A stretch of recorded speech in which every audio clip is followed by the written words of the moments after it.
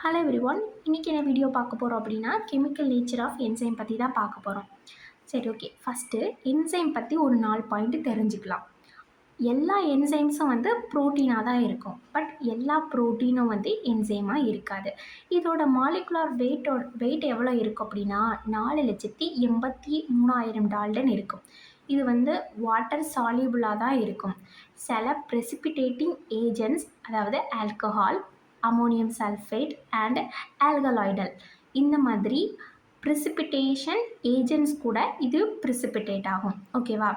தென் இது சம்டைம்ஸ் நான் protein organic component கூடயும் கம்பைன் ஆகிருக்கும். ஓகேவா? ஓகே, இனிமேல் இதோட கெமிக்கல் நேச்சரை பற்றி பார்த்துடலாமா? First simple enzyme. Simple enzyme இதை நீங்கள் பேர்லேயே பண்ணிடலாம், இல்லை அமினோ ஆசிட்ஸ் மட்டும்தான் இருக்கும். இது பியூர்லி ப்ரோட்டீனாக தான் இருக்கும். ஓகேவா? சம் எக்ஸாம்பிள்ஸ் பார்க்கலாமா? Pepsin, trypsin, chymotrypsin and etcetera. Maximum digestive enzymes எல்லாமே சிம்பிள் என்சைமாக தான் இருக்கும். ஓகே, நெக்ஸ்ட் பார்க்கலாமா? Next conjugated enzyme. ஓகே, இந்த காஞ்சுகேட்டட் என்சைம் ஹாலோ என்சைம் அப்படின்னு சொல்கிறோம். இதுவும் ஒரு டைப் ஆஃப் என்சைம் தான். பட் இது நான் ப்ரோட்டீன் ஆர்கானிக் காம்போனன்ட் கூட அட்டாச் ஆகிருக்கும். ஓகேவா? அதாவது இந்த காஞ்சுகேட்டட் என்சைம் இருக்குது அப்படின்னா இதோட ஒரு பார்ட் ஆஃப் ப்ரோட்டீன் அப்போ என்சைமாக இருக்கும். அப்படி இல்லைன்னா நான் ப்ரோட்டீன் இதை நம்ம கோஃபேக்டர் அப்படின்னு சொல்கிறோம்.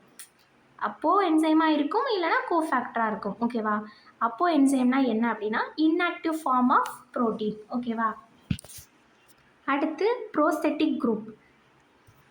கோஃபேக்டர் கோவேலன்ட் கூட டைட்டாக அட்டாச் ஆகிருக்கும். ஓகேவா? இந்த அட்டாச் ஆகிருக்க இந்த கோஃபேக்டரை தான் நம்ம ப்ரோஸ்டெட்டிக் குரூப் அப்படின்னு சொல்கிறோம். ஓகே, நெக்ஸ்ட் பார்க்கலாம். Next coenzyme. இந்த கோஎன்சைம் நான் ப்ரோட்டீன் ஆர்கானிக் சப்ஸ்டன்ஸ். இது மோஸ்ட்லி விட்டமின்ஸ் தான். ஓகேவா? இது பர்மனண்ட்டாக இல்லைன்னா ஃபுல்லாகவே அப்போ என்சைம் கூட போயிட்டு பைண்ட் ஆகிருக்கும். அதிகமாக இல்லைனா கம்மியாக. ஓகேவா? பர்மனண்ட்டாக இருக்கும், இல்லைனா லெஸ் பர்மனண்ட்டாக இருக்கும். பட் அப்போ என்சைம் கூட போயிட்டு பைண்ட் ஆகிருக்கும். அப்போ என்சைம்னா நான் ஆல்ரெடி சொல்லியிருக்கேன், inactive form of protein. Metallic ions involve ஆகுறதுனால இதை மெட்டலோ என்சைம் அப்படின்னு சொல்கிறோம். இதில் small quantity of metallo ions present ஆகிருக்கும். ஸோ அதனால் நம்ம இதை மெட்டலோ என்சைம் அப்படின்னு சொல்கிறோம். நேமை வச்சு ஞாபகம் வச்சுக்கோங்க. ஓகேவா? இந்த மெட்டாலிக் அயன்ஸ் என்சைம் ஆக்டிவிட்டிக்கு ரொம்ப நெசசரியாக இருக்கும், ரொம்ப தேவையாக இருக்கும். ஓகேவா?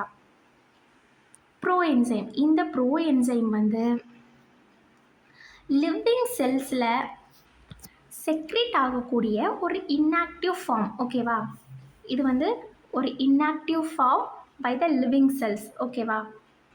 இந்த என்சைம் ப்ரோ என்சைம் அப்படின்னாலே நான் ஆக்டிவேட் ஆகாத என்சைம் தான், இது நமக்கு தெரியும். இந்த என்சைம் எப்போ ஆக்டிவேட் ஆகும் அப்படின்னா அதர் கேட்டலைஸ்ட், ஏதாவது ஒரு வினையூக்கி வரணும். ஓகேவா? அதை தூண்டி விடும்போது இந்த ப்ரோ என்சைம் ஆக்டிவேட் ஆகும்.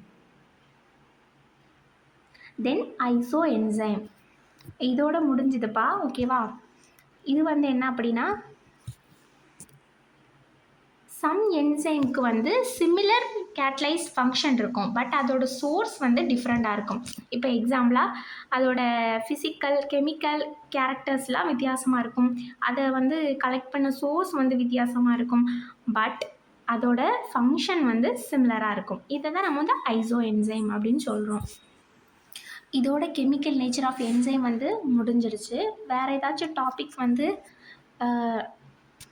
டீச் பண்ணணுன்னா கமெண்ட் செக்ஷனில் சொல்லுங்கள். அண்ட் நான் ஏதாச்சும் இம்ப்ரூவ் பண்ணணுன்னாலும் கமெண்ட் செக்ஷனில் சொல்லுங்கள். தென் தேங்க்யூ. நம்ம சேனலை சப்ஸ்கிரைப் பண்ணிக்கோங்க.